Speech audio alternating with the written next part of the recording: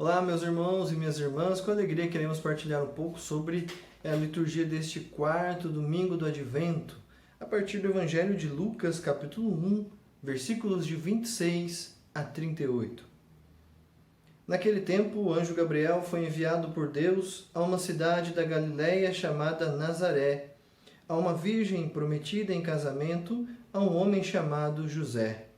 Ele era descendente de Davi e o nome da virgem era Maria. O anjo entrou onde ela estava e disse: Alegra-te, cheia de graça, o Senhor está contigo.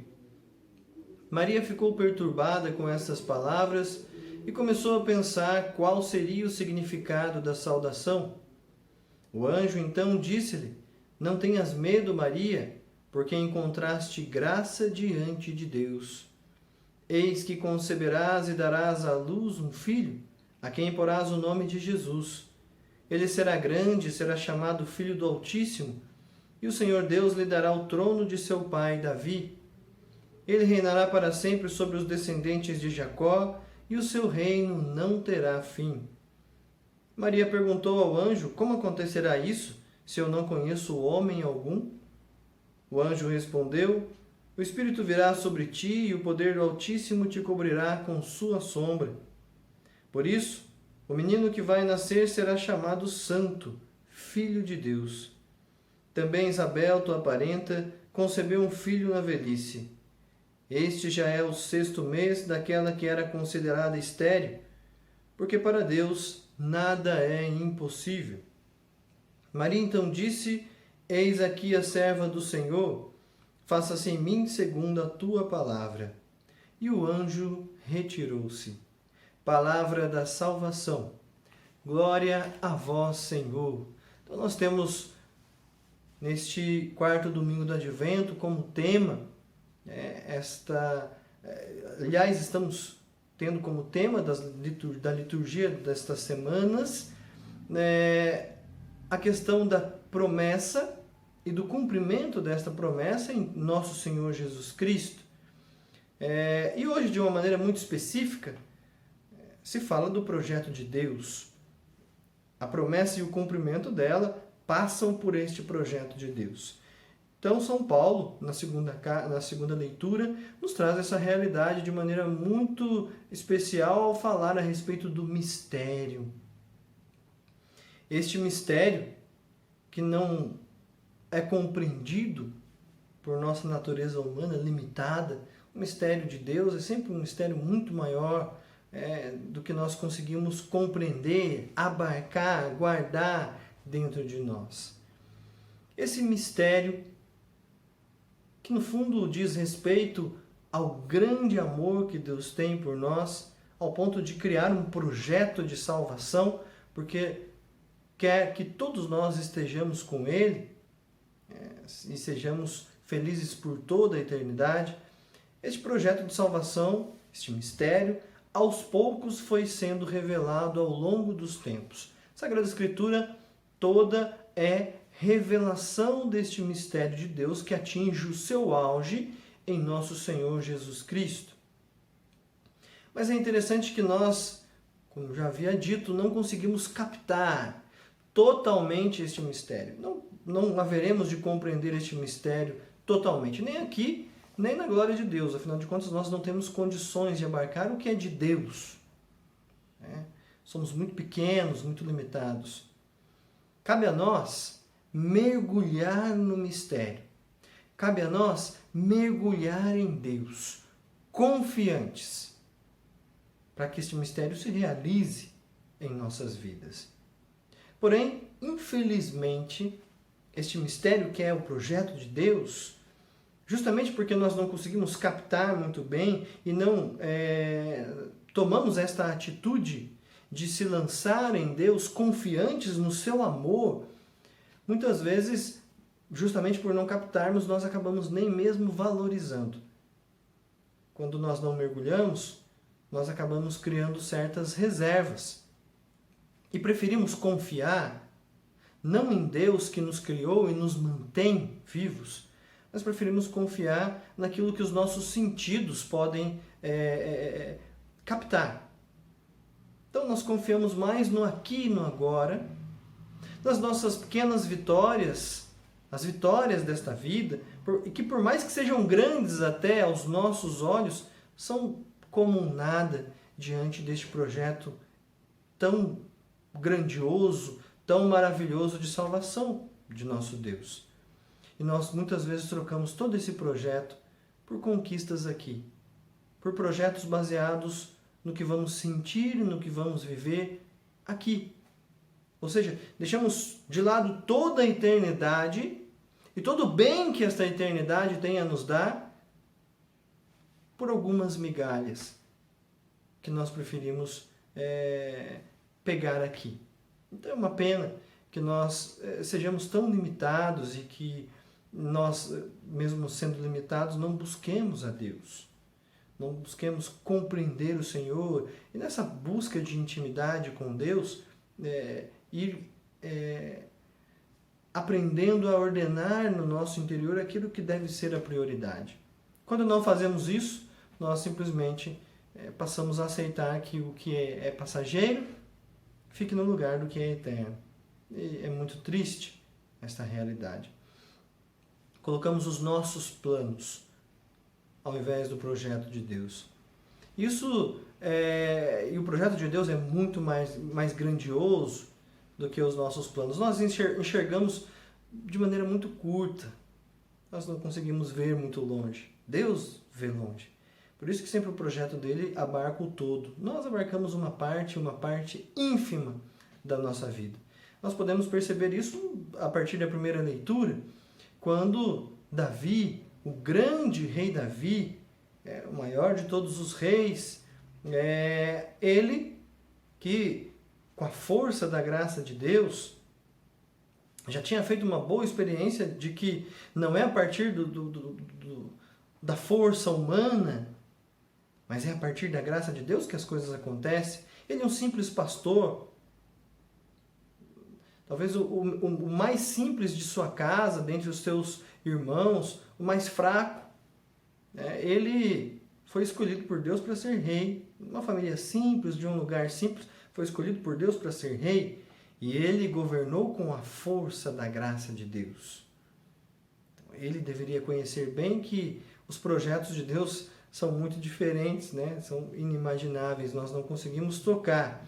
Deus realiza coisas que nos surpreende. E aí ele resolve, depois de tantos feitos, ele conseguiu unificar o reino de Israel, o reino do norte, o reino do sul, todas as 12 tribos, construiu Jerusalém, tomou Jerusalém aos jebuseus, construiu ali uma capital, criou um império. Então ele, com uma muito boa intenção, ele olhou para a casa, para o palácio luxuoso que ele morava, de um grande reino que ele tinha construído, um reino poderoso.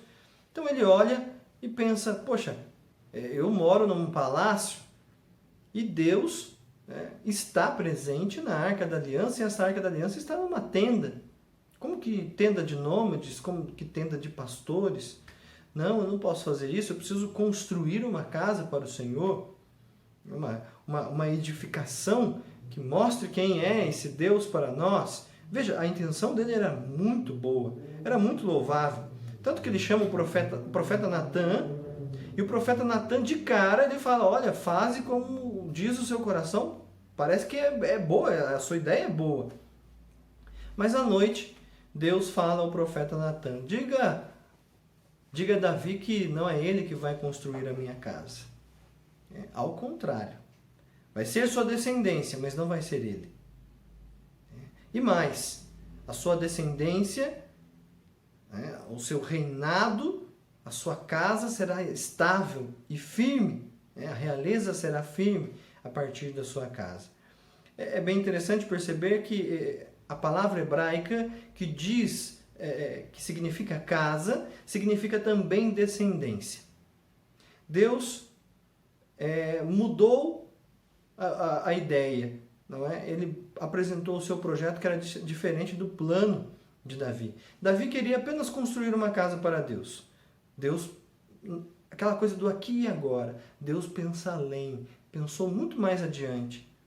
Deus já dizia que sim, essa casa será construída, mas será construída por Salomão, que construiu o templo. E mais, esta casa teria estabilidade, esse reinado, esta realeza seguiria firme até o fim dos tempos, por conta de Jesus, que era descendente de Davi, como nós acabamos de escutar no Evangelho segundo Lucas. Então, Deus mostra para Davi que o projeto, o plano de Davi, é baseado no que é passageiro, é baseado no que é no aqui e no agora, por mais que tenha boas intenções. O projeto de Deus não, vê além, vai além daquilo que nós imaginamos, podemos antecipar, planejar, vai muito além do que isto. Isso diz respeito muitas vezes aos nossos planos, né? Às vezes nós criamos planos e muito cheio de boa vontade, boas motivações, nosso plano tem algumas coisas muito bonitas e louváveis, porém, às vezes, nem isso é o projeto de Deus. Então nós temos que estar ligados a Deus para compreender o projeto que Ele tem, que é muito maior, que abarca muito mais do que o nosso projeto.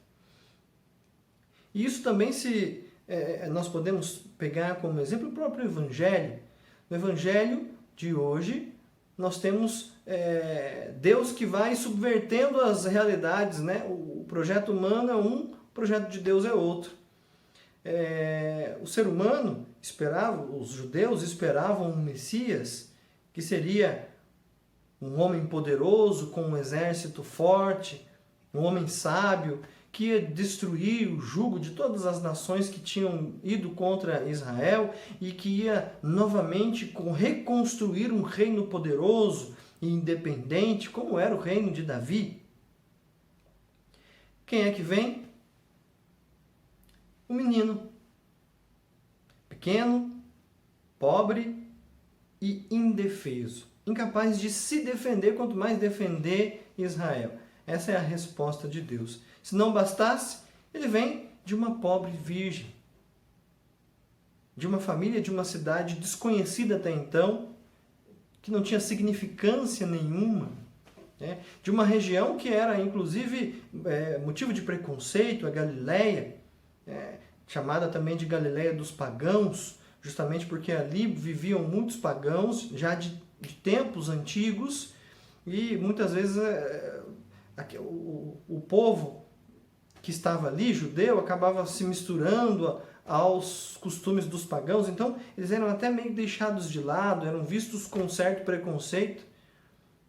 Para os judeus seria inconcebível imaginar que Deus mandaria alguém que seria puro, aos olhos deles, segundo a sua própria religião, de um lugar tão impuro, de um povo tão complicado.